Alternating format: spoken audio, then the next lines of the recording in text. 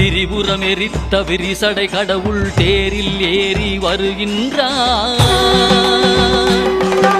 திருவண்ணாமலை சோதிவானவன் திருவடி பதித்து வருகின்றான்.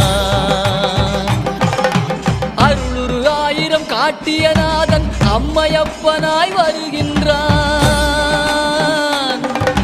கைலை மேவிய உமையொரு பாகன் அருளை வாரி தருகின்றான். அண்ணாமலையான் வருகின்றான், அருளை வாரி தருகின்றான். அண்ணாமலையான் வருகின்றான், அருளை வாரி தருகின்றான்.